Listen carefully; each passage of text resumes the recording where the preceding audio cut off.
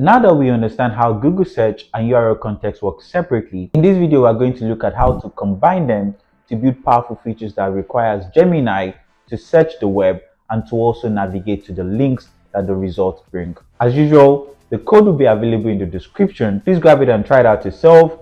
If there's anything you don't understand, please leave it in the comment section. I'm reading and I'm always ready to answer and also dive deeper into topics. Thank you so much for watching. Let's dive into the video. Hey guys, in the last two videos, we took a look at Google search tooling and also URL context tools that allows Gemini to ground the model's response in accurate and factual information. In this video, I'll be showing you how to combine both of them to achieve an even powerful workflow where not only can you search for information, you can also have Gemini access all the links that were returned in that information. Let's get into the video. Hey guys, if you're new here, my name is Temi and I make videos about everything about engineering, ranging from software engineering, AI, automation, and even hardware engineering.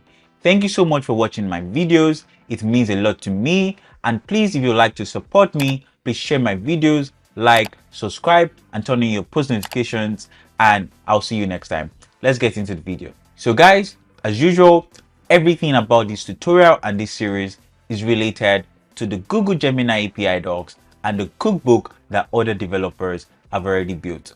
And don't forget to follow along this tutorial. You will need your Gemini API key that you can provision directly in the notebook, and don't forget to grant it notebook access. In other tutorials, we've been using the drive, but in this tutorial, we will not need to access the drive, and so we don't need to grant drive access. We'll be taking a look at the what, the why, and the how of how to do URL context with Google search, and we'll just have a quick recap and some conclusions. And in terms of limitations, this is just the combination of the limitations of the Google search feature and the URL context feature. For setup, this is very similar to what we've been doing. We import the necessary packages, we retrieve our Gemini API key, and then we initialize a Google Gemini client.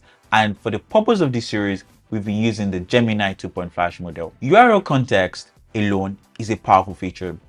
Search grounding using Google search alone is a powerful feature. But when you combine both of them, this is what I like to call God level grounding. And what this allows you to do is to combine Google search grounding and URL context to unlock an even more powerful workflow where you can perform research first, and then from the research or query you've done, you could access all the information, gather it, compose it as a single response, and Gemini will return it to you.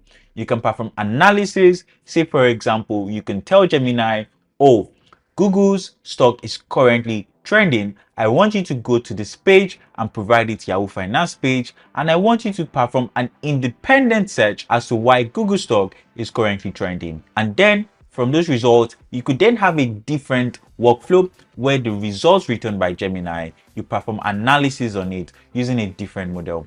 And there's so much more that you can do, but let me just show you a quick example. To enable both Google search and URL context, you need to pass in the tools array both of them, and we'll be using the same URL and cryptocurrencies that we used in our last tutorial on URL context. But the difference here is that we also prompt Gemini, can you find out why these cryptocurrencies are currently gaining interest, URL 1 and URL 2, and then we provide the tools through the config, and then we provide the prompt, and then for each of those responses, we just iterate against the candidate response and we print out the results. And we see here that initially the CoinGecko page provides the information about the recent performance of both of them, and this means that Gemini really used the URL context tool to basically extract the information. And now it says to find out why Ket is currently gaining interest despite a 7-day decline. Very important, 7-day decline, meaning that from the URL context, Gemini was able to understand that Ket is actually performing at an increase from 7 days where the price was low. It says it needs to get more current context on humanities gain. It will perform a targeted search. This confirms that not only did Gemini access those links, it also performed an independent and targeted search as to why these coins are currently trending to provide us with an accurate information based on our prompt. And we see here that based on its query, it has done some research and analysis as to why humanity has seen a price increase over 150% in the last 24 hours. This could be due to technological advancements, mainnet launch and features, exchange listings and liquidity, whale activity and speculation, and increased trading volume. And we see it also did the same for Ket, but there's not much information as to why Ket has currently increased 20%, but we know this is a meme coin status and meme coins can honestly grow for no reason. To recap, in this tutorial we combine URL context with Google search. We also look at the limitations, which is just a combination of the limitations of the Google search feature and the URL context feature, and combining this, we've seen that we could unlock even more powerful workflows that allows us to do super amazing things. If you stick with me, we're going to be building a very interesting application where we apply everything that we've covered in this series. If you made it to the end of this tutorial, thank you so much for watching. It means a lot to me. Please share it with a friend, like it, and turn on your post notification, and don't forget to subscribe because I'll see you in the next video.